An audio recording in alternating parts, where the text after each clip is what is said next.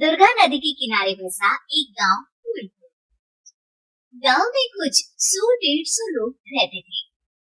अंजलि, जो कि पास ही के जिले में रहती थी और 12वीं पास कर चुकी थी, उसके पिताजी ने बेटी को जल्दी विदा करने के लिए उसकी शादी फूलपुर गांव के मुकेश से करवा दी थी। मुकेश कभी स्कूल नहीं गया था और इस कारण वो पढ़ा लिखा नहीं था और बाकी गांव वालों की हालत भी मुकेश जैसी ही थी। मुकेश के घर में उसकी माता पिता भी रहते थे। सासू माँ, मैं बाहर मंदिर तक जा रही हूँ, आधे घंटे में आ जाऊंगी। अरे अभी कहीं जाने की जरूरत नहीं है, चुपचाप जाके रसोई में रात के खाने की तैयारी करो। और ये घूंघट क्यों हटा लिया है तुमने? क्या पता नहीं कि इस गाँव में औरतें बिना घूंघट के नहीं रहती। रात में अंजलि छत पर जाकर अपनी मम्मी से बात कर रही होती है, तभी गांव की 3-4 औरतें उसे देख लेती हैं और दरवाजे पर आकर उसकी सास से शिकायत करने लगती है। और क्या हुआ? अरे छत पे तो देखो, आपकी बहू मटक मटक के किसी से फोन पर बात कर रही है। दिन भर फोन पे लगी रहती है। अरे कल तो मंदिर के पास वो क्या कहते हैं, सेल्फी ला रही थी। शहर की बहू रखना अच्छा शान की बात है, पर देखना इसके लक्षण से ये तो तुम्हारे परिवार को बदनाम ना कर दे। ये पहली बार नहीं था जब सास से गांव के लोगों ने अंजलि की बुराई या शिकायत नहीं की है। अब तो ये रोज की बात थी। अंजलि ये सब सुन लेती है। जब वो नीचे जाती है तो मुकेश भी वहां जाता है। सास कहती है, बेटा, लोग घर आकर शिकायत करने लगे हैं बहू के कामों की। देख लो, पति हो, संयम से रखो इसे।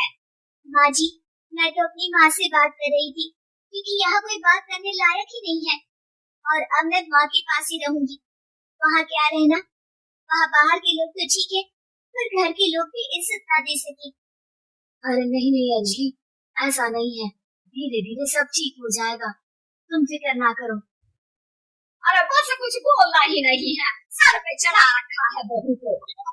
सास मुकेश की नरम बात सुन के वहाँ से मुंह चढ़ाकर चली जाती है। मैं तो कहती हूँ हम दोनों शहर चले जाते हैं। मैं पढ़ी लिखी हूँ, मुझे वहाँ नौकरी भी मिल जाएगी और थोड़े दिनों में आप भी वहाँ कुछ काम ढूंढ लेना।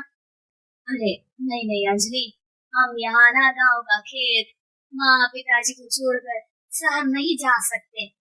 माँ पिताजी को कैसा लगेगा और गांव वाले क्या सोचेंगे? ये कहकर मुकेश सोने चला जाता है और अंजलि की गांव वालों द्वारा बुराई का सिलसिला बहुत दिनों तक चलता ही रहता है। लेकिन अंजलि गुस्सा ना दिखाते हुए समझदारी से काम लेती है।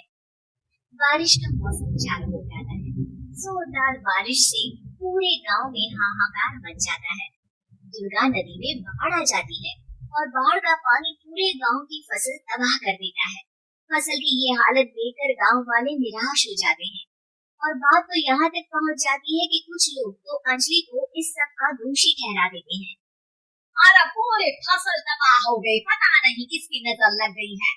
अरे जब से चौधरी परिवार में ये शहर की बहू आई है ना, तब से ही गांव की शांति चली गई है। इसके कर्मकांड से माँ दुर्गा नदी भी खुश नहीं है। ये सब सुनकर बेचारी अंजलि रोते हुए अपने घर चली जाती है। कुछ दिन बाद सभी गांव वाले अपनी फसल का मुआवजा लेकर अपने अपने घर आते हैं। मुकेश भी 1500 लेकर आता है। अंजलि को जब पासबुक दिखाता है तो अंजलि हैरान हो जाती है। अरे, ये पासबुक में तो उन्होंने 4000 की एंट्री करी है और आपको सिर्फ 1500 दिए। सच में? अरे वो सरकारी अफसर आपको बेवकूफ बना रहे हैं। सरकार की तरफ से हमें 4000 मिले हैं, लेकिन बाकी का सारा पैसा खुद ही खा रहे हैं। आप लोग के अनपढ़ होने का फायदा उठा रहे हैं। ये सब सुनकर मुकेश परेशान हो जाता है, लेकिन अंजलि उसे हिम्मत से काम लेने को कहती है और सुबह होते ही मुकेश को पंचायत कार्यालय ले जाती है और साथ में गांव के और लोगों को भी। आप सरकारी बाबू क्या गांव के लोगों को बेवकूफ समझते हैं? आपको क्या लगता है ये पढ़े लिखे नहीं है तो आप कुछ भी मनमानी करेंगे?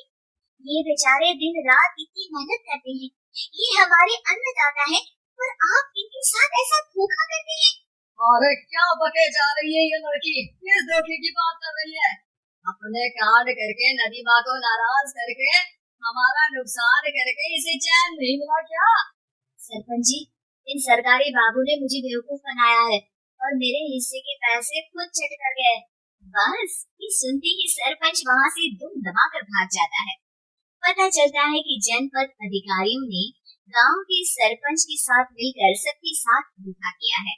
सब लोगों का विरोध शुरू हो जाता है और आखिर में अधिकारी सब गांव वालों के हिस्सों के बचे हुए पैसे उन्हें लौटा देते हैं और कई दिन तक सरपंच गांव में लौटता ही नहीं।